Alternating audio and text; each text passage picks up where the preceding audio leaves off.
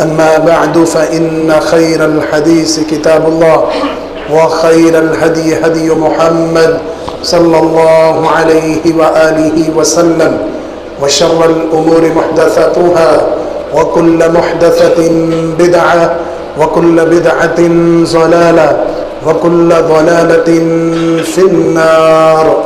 يا أيها الناس اتقوا ربكم الذي خلقكم من نفس واحدة وخلق منها زوجها وبث منهما رجالا كثيرا ونساء واتقوا الله الذي تساءلون به والأرحام إن الله كان عليكم رقيبا. يا أيها الذين آمنوا اتقوا الله وقولوا قولا سديدا يصلح لكم أعمالكم ويغفر لكم ذنوبكم ومن يطع الله ورسوله فقد فاز فوزا عظيما. يا أيها الذين آمنوا اتقوا الله حق تقاته ولا تموتن إلا وأنتم مسلمون.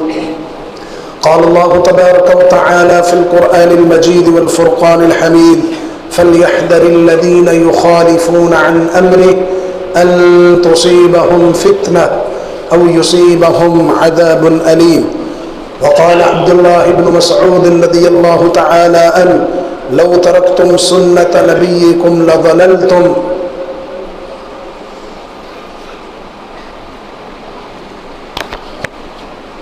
انسان اپنی دنیاوی زندگی فتنوں اور آزمائشوں سے بچا کر کے گزارنا چاہتا ہے. اس کے لیے ضروری ہے اللہ کے نبی صلی اللہ علیہ وسلم کے طریقے، آپ کی سنت، اس کو اپنے اوپر لاگو کرے.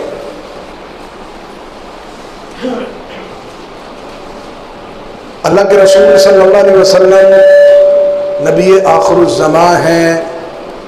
اللہ نے ختم نبوت کا تاج پہنایا. یہ وہ باتیں ہیں جس کا انکار کوئی مسلمان نہیں کرتا، لیکن رسول اللہ صلی اللہ علیہ وسلم کا طریقہ، آپ کی سنت، آپ کا شب و روز، اٹھنا بیٹھنا، چلنا پھرنا، لین دین کے معاملات، شادی خوشی غمی کے معاملات، معیش و معاشرت، تجارت، یہ وہ سارے اہم مواقع ہیں جن پہ سنت کو لاگو کرنا، سنت کو فالو کرنا ہمارے لیے فتنوں سے بچنے کے لیے بہت ضروری ہے. ہم مسجد کی چار دیواری میں اللہ کے رسول صلی اللہ علیہ وسلم کو اپنا آخری نبی رسول مانتے ہیں.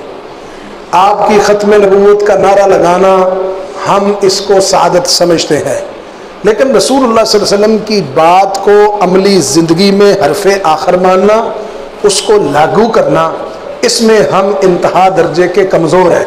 اور یہ کمزوری جہاں پہ ہماری انفرادی ہے، اجتماعی بھی مسلمانوں کی یہ کمزوری ہے کہ ہم نے رسول اللہ صلی اللہ علیہ وسلم کے طریقے سے رہنمائی نہیں لی، جبکہ اللہ کے رسول صلی اللہ علیہ وسلم کا ہر موڑ پہ، ہر جگہ پہ، ہمارے لیے ہر موضوع پہ سنت کا ایک واضح نمایاں مقام موجود ہے.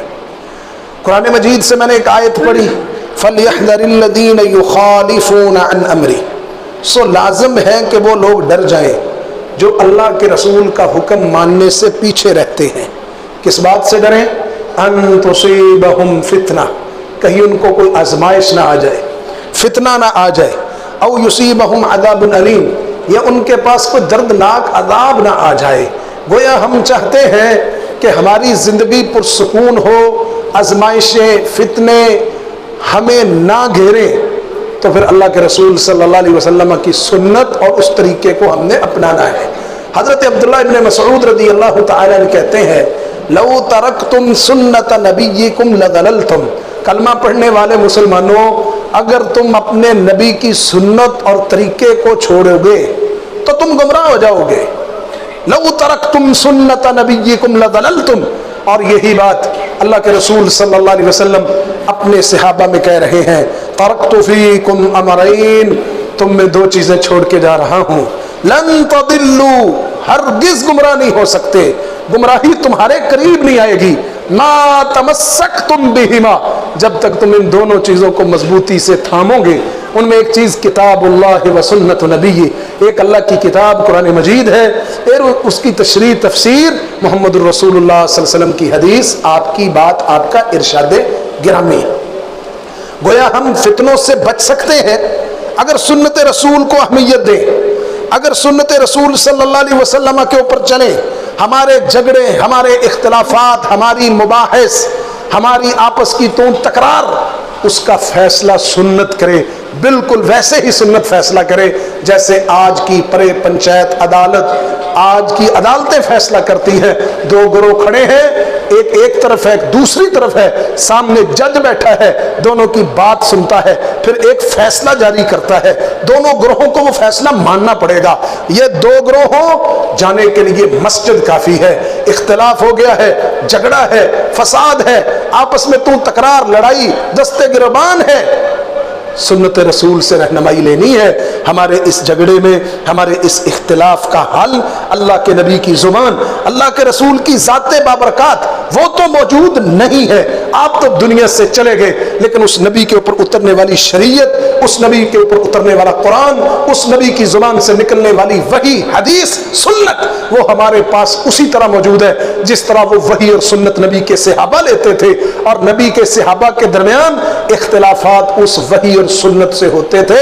आज हम फितनों से, आजमाइशों से बचना चाहते हैं तो सुन्नत को ये दर्जा, ये अहमियत देनी है, क्योंकि इख्तिलाफात और फितनों के दौर में सुन्नत रसूल को मजबूती से थामना, ये बिल्कुल फितनों से अपने आप को महफूज रखना है, अपने आप को बचाना है। शेखुल इस्लाम इमाम इब्न तैमिया रहमहुल्लाह कहते हैं, सुन्नत रसूल की मिसाल नूह अलैहिस्सलाम की कश्ती की तरह है।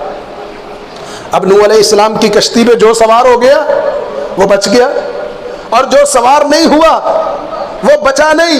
जो सुन्नत से चिमटेगा, जो सुन्नत को थामेगा, जो सुन्नत को अपनाएगा, जो सुन्नत के मुताबिक अपने आप को ढालेगा, जो सुन्नत को फैसला कुन हैसियत देगा, वो बचेगा फितनों से, वो बचेगा आजमाइशों से, वो बचेगा आफात से, वो बचेगा मुसीबतों से, वो बचेगा चटियों से, वो दुनिया से, दुनिया के अंदर बचेगा बड़े बड़े अजाबों से। अन तुसीबहुम फितना औ युसीबहुम अज़ाबुन अलीम, किस बुनियाद पर? सुन्नत रसूल के साथ चिमटने की वजह से।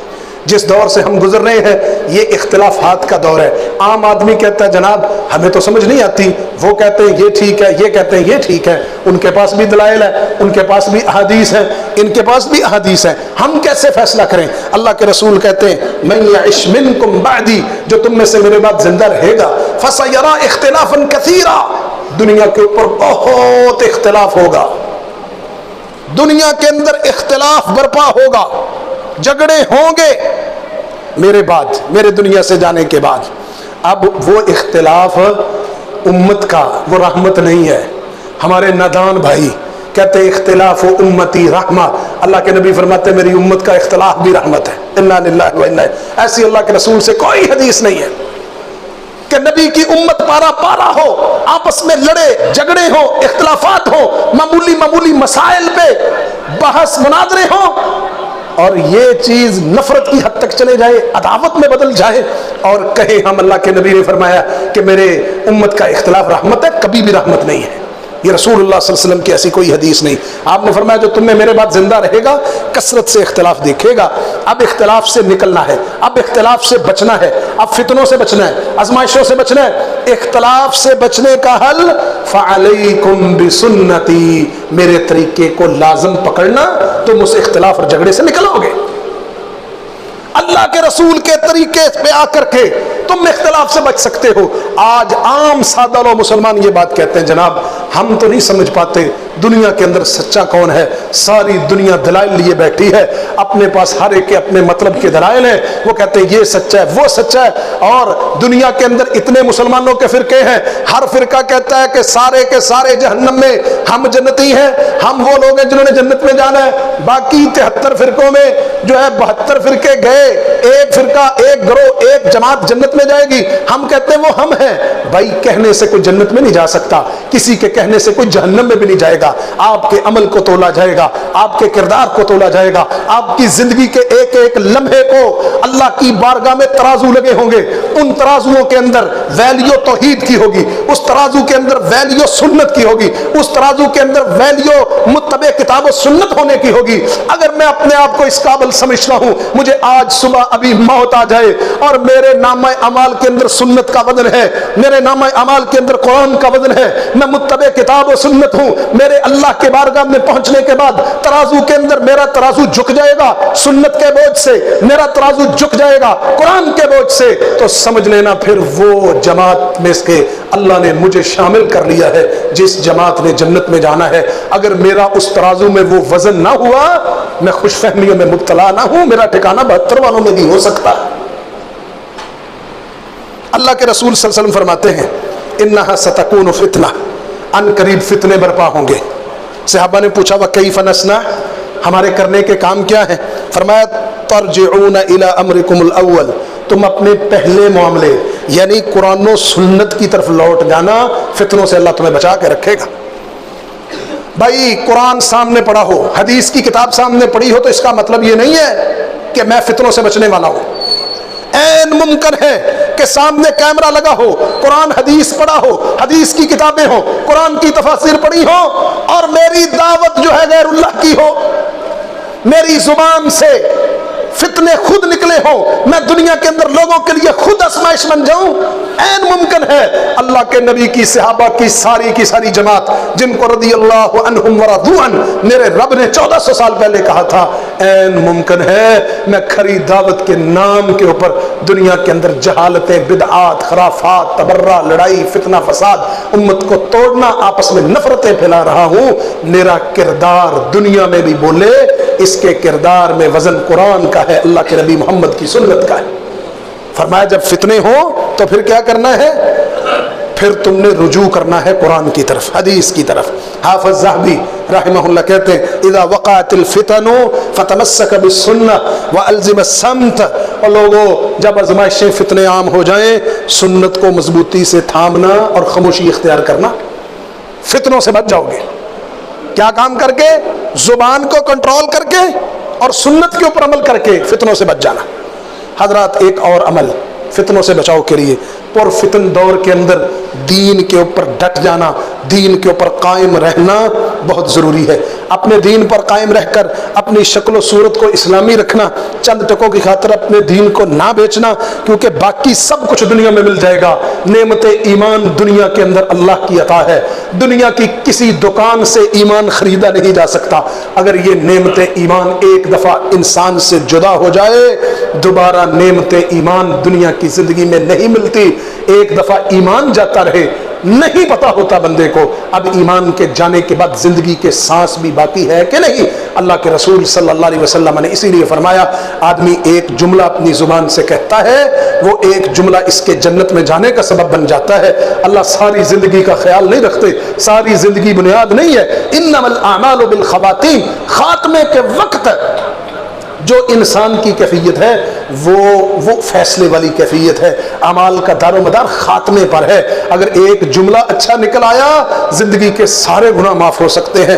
اگر ساری زندگی نیکی پہ چلا رہا ہے، ایمان کو بچا کے جا رہا ہے، یہاں سے فتنے گزر رہے ہیں، آزمائشیں آ رہی ہیں، آخری وقت میں زبان سے ایک جملہ نکلتا ہے سارے ایمان اور اسلام کا بیڑا غرق ہو جاتا ہے، وہ ایک جملہ انسان کے جہنم میں جانے کا ذریعہ اور سبب بھی بن سکتا ہے۔ استقامت اختیار کرنی، ڈٹ جانا ہے دین کے اوپر۔ اگر اللہ نے دین کی نعمت دی ہے، نوجوان نسل آج سمجھتی ہے کہ دنیا کے اندر ہماری زندگی کا مقصد اچھی جاب، اچھا کاروبار، اچھی پرسنالٹی، لائف سٹائل بہترین، مال و متاع کا میرے پاس ہونا، نوکر چاکر غلام آگے پیچھے، اچھی سوسائٹی میں میرا گھر ہو، اچھے گھر کے اندر میری شادی ہو۔ نوجوان سمجھتا ہے میری زندگی کا مقصد دنیا کے اندر یہ ہے۔ اللہ کی قسم یہ شیطان کا بہت بڑا دھوکہ ہے۔ نوجوان تجھ سے بڑے خوبصورت، تجھ سے بڑے کڑگل جوان دنیا کے اندر آئے تھے لیکن اللہ کی بغاوت کے رستے پہ چلے، کائنات کے رب نے نشان عبرت بنا کے ان کو رکھ دیا تھا۔ آج بیرون ممالک میں جانے کے جھانسے، فراڈ کا نت نیا کاروبار، لوگ جا رہے ہیں غیر مسلم ممالک کی طرف سفر ہو رہا ہے، مشرکین کے ممالک کی طرف سفر ہو رہا ہے جہاں پہ اسلامی احکامات پہ واضح پابندی ہے۔ ابھی پچھلے دنوں پتہ چلا پرتگال کی حکومت نے یہ اعلان کیا ہے وہاں پہ کوئی مسلمان عورت شرعی پردہ نہیں کر سکتی۔ ایسے کتنے ممالک ہیں جہاں پہ ان کی پالیسی ہے آپ اسلام پہ صحیح معنوں پہ وہاں پہ عمل نہیں کر سکتے، اور ہمارے نوجوان ان ممالک کے اندر کلمہ لا الہ الا اللہ لے کے جاتے ہیں اپنا روشن مستقبل حاصل کرنے کے لیے۔ بعد میں مولویوں سے مسئلے پوچھتے ہیں یہاں پہ حرام کی ڈلیوری دینا جائز ہے کہ ناجائز ہے۔ آپ جا اس ملک میں رہے ہو جہاں پہ اسلام سرکاری مذہب نہیں ہے، اسلامی تعلیمات پہ آپ چل نہیں سکتے، دنیا کے چند ٹکے لے کے باپ سفید داڑھی والے کی ساری جائیداد بیچ کے آپ نے دنیا کے اندر یہاں پہ ناک میں دم کر کے یورپی ملکوں کا رخ کیا، اب وہاں پہ جا کے مسئلے پوچھتے ہو اسلام کیسے بچے گا؟ یہ جانے سے پہلے سوچنا تھا کہ آدمی تھوڑی بہت ہی کھا کے زندگی گزار سکتا ہے، ایمان سے بڑی قیمتی چیز نہیں ہے، لیکن آج ہمارے نزدیک ایمان کی ویلیو دنیا سے کم ہے۔ ہم دنیا کو پوجتے ہیں، دنیا کو حاصل کرنے کے لیے پاپڑ بیلتے ہیں، اسلام دین ایمان کی آبیاری کے لیے کوئی محنت نہیں۔ دین کے اوپر ڈٹنا ہے، اسلام کے اوپر قائم رہنا ہے، یہ بہت بڑا ذریعہ اور سبب ہے استقامت فی الدین، دین کے اوپر قائم رہنا۔ اللہ کے رسول صلی اللہ علیہ وسلم سے ایک آدمی نے سوال کیا، اللہ کے رسول قل لی قولا فی الاسلام لا اسأل عن احد بعدک، اسلام کے اندر ایک ایسی بات بتائیں آپ دنیا سے چلے بھی جائیں میں کسی سے سوال ہی نہ کروں۔ قل لی قولا فی الاسلام لا اسأل عن احد بعدک، آپ نے کیا فرمایا؟ جوامع الکلم اللہ نے دیے تھے آپ کو، آمنت باللہ ثم استقم، دو لفظوں میں جواب۔ سوال کتنا لمبا تھا؟ قل لی قولا فی الاسلام لا اسأل عن احد بعدک، جواب کیا ہے؟ آمنت باللہ ثم استقم، اللہ پر ایمان لیا پھر ڈٹ جانا اس کے اوپر۔ جس دور سے ہم گزر رہے ہیں دنیا کے لیے قربانی دینا اس دور میں ضروری نہیں ہے، ایمان کے لیے قربانی دینا ضروری ہے، اپنے ایمان کو بچانا ہے۔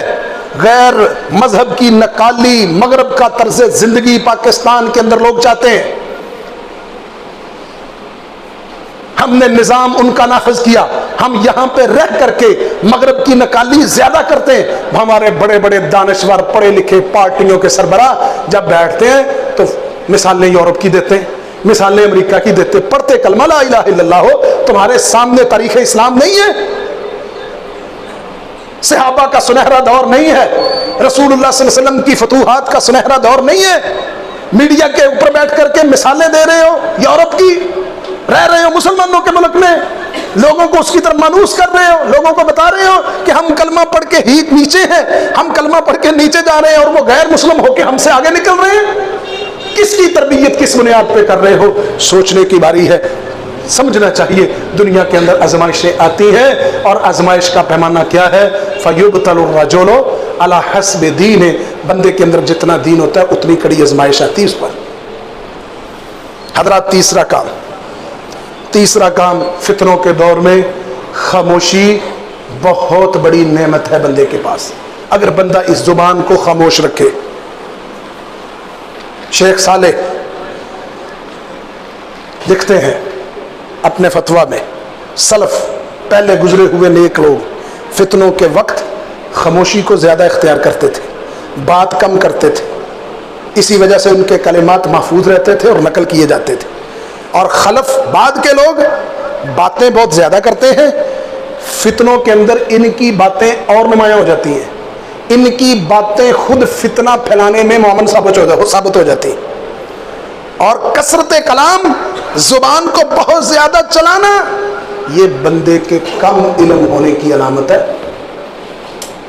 زبان کو کم کھولنا یہ عالم ہونے کی نشانی، اور کثرت زبان ہر وقت چلتی رہے یہ بندے کے جاہل ہونے کی نشانی ہے۔ اللہ اکبر۔ اور رسول اللہ صلی اللہ علیہ وسلم نے کیا فرمایا؟ من کان منکم یؤمن باللہ والیوم الآخر فلیقل خیرا او لیصمت، جو اللہ آخرت پر ایمان رکھتا ہے وہ اچھی بات کہے ورنہ خاموشی اختیار کرے۔ ایک سے بڑا ایک فتنہ ہو، آزمائشیں آ رہی ہوں اور ان فتنوں کے دور کے اندر ہماری زبان پہلے سے زیادہ بولے، گویا کہ فتنوں کے دور میں ہماری زبان کا کثرت سے چلنا، خاموشی کا نہ ہونا، زبان کا سکوت سائلنٹ نہ ہونا، یہ فتنوں کو پروان چڑھانے اور فتنوں کی معاونت کرنے کے متبادل اور جو ہے وہ ہو جاتی ہے۔ اہل علم نے لکھا یہ پوائنٹ، خاموشی اختیار کرو، خبریں پھیلانے کا شوق چھوڑ دو، جھوٹی خبریں، فیک نیوز۔ آج کا دور لوگ فیک نیوز کے اوپر اپنی ریٹنگ بڑھا رہے ہیں، فیک نیوز پہ، جھوٹی خبروں پہ۔ تمہارے سامنے فیک نیوز کس طرح عام ہے، جھوٹ کس طرح پروان چڑھایا جا رہا ہے۔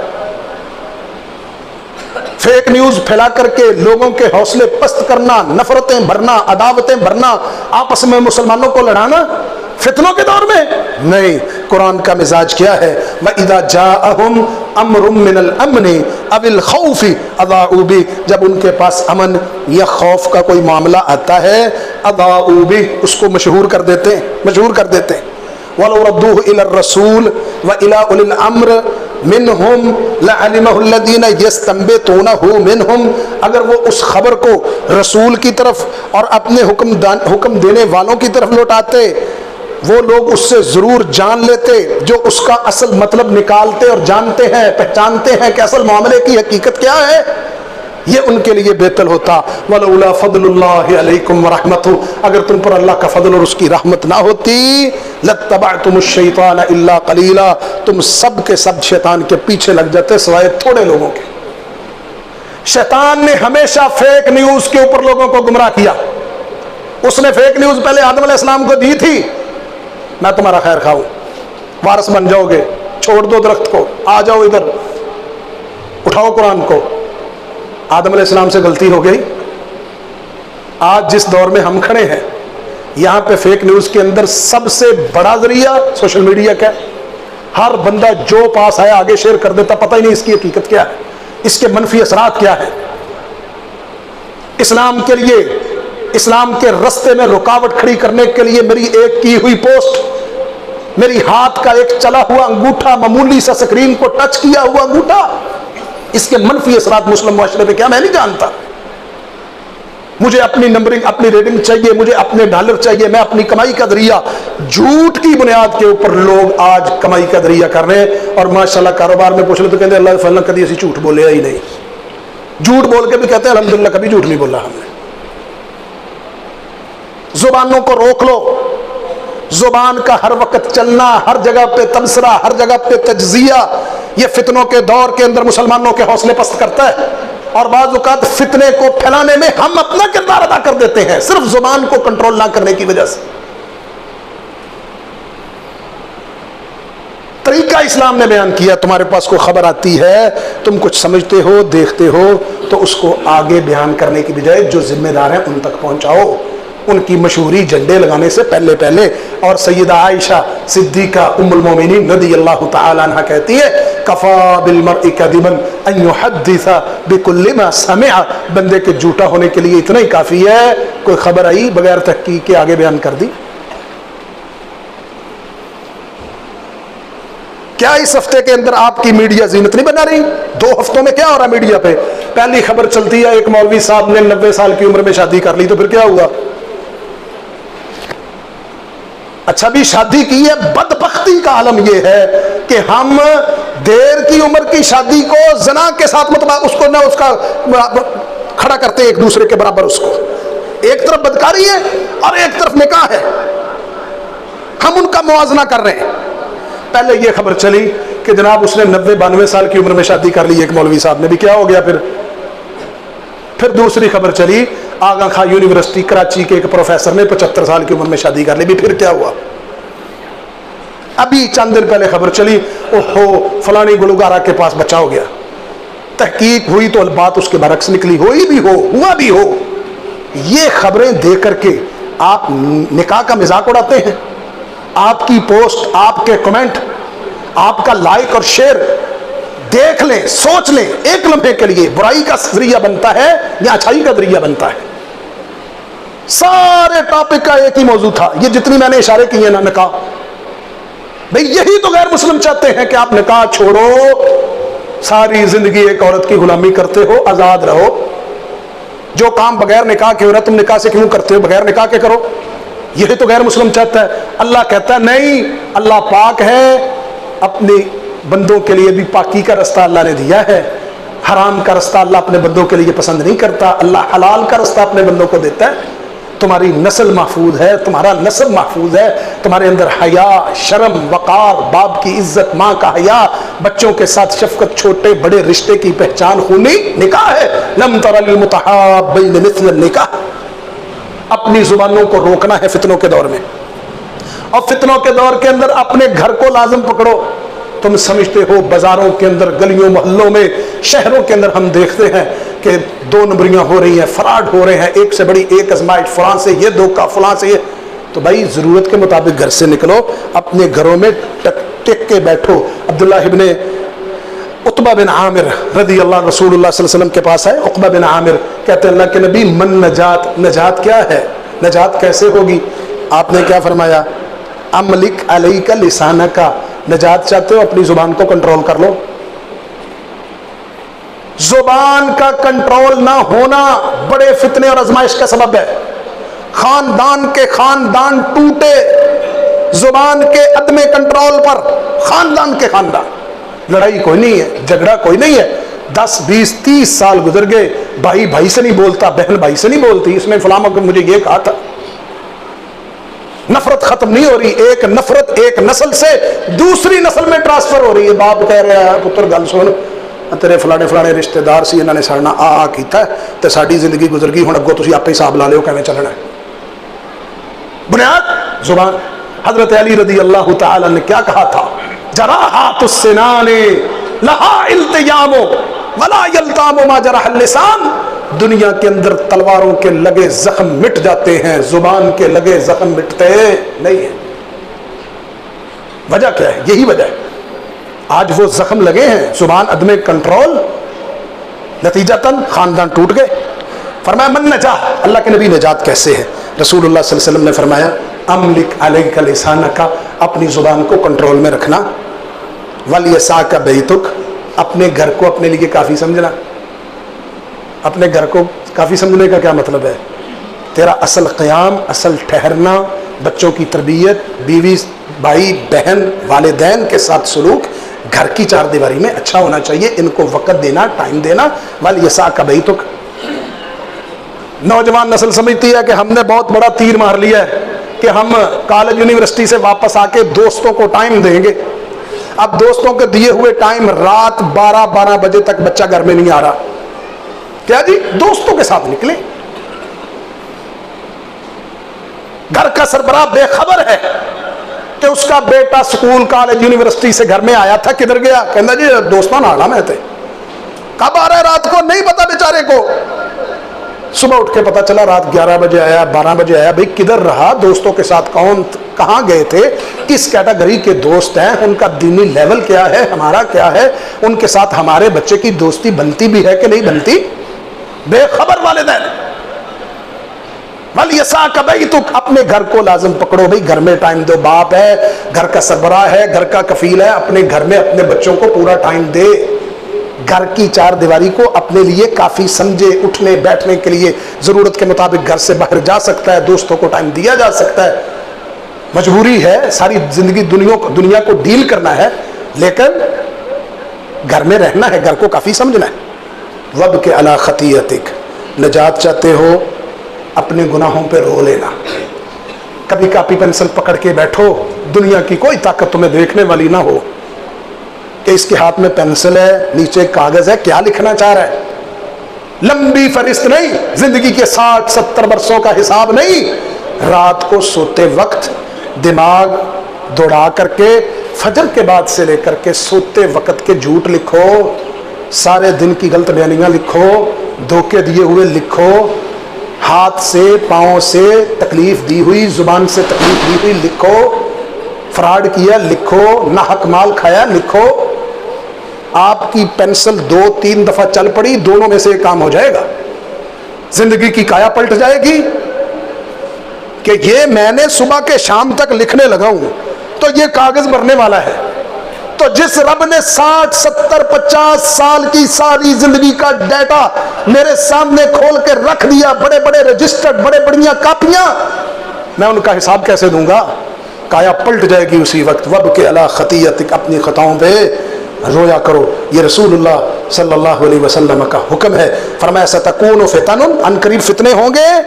القائد فیہا خیر من القائم، اس میں بیٹھا ہوا شخص کھڑے ہوئے شخص سے بہتر ہوگا.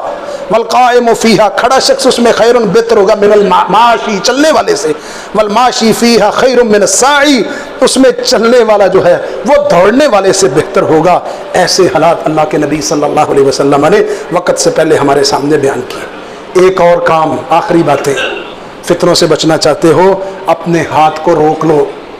دنیا کی تکبر پن، بدماشی، اپنے آپ کو بڑا سمجھنا، لوگوں کو کمی کمین حقیر سمجھنا، اللہ کی قسم آج کے اس پرفتن دور کے اندر کاروبار، خاندان، رشتہ دار، کارخانے، فیکٹریاں تباہ و برباد ہوتی ہوئی ہم نے اس بنیاد پہ دیکھی ہیں کہ ہاتھ کنٹرول میں نہیں ہے. معمولی سی گولی چلتی ہے، انگلی چلتی ہے بس پسٹل بندوق پہ، ساری خاندان کی مصیبتیں، آفتیں، غموں کے پہاڑ ٹوٹ جاتے ہیں. اپنے ہاتھوں کو روک لو. رسول اللہ صلی اللہ علیہ وسلم کی حدیث ہے وَيْلٌ لِلْعَرَبْ مِنْ شَرِّ قَدْ اقْتَرَبَ أَفْلَحَ مَنْ كَفَّ يَدَهُ.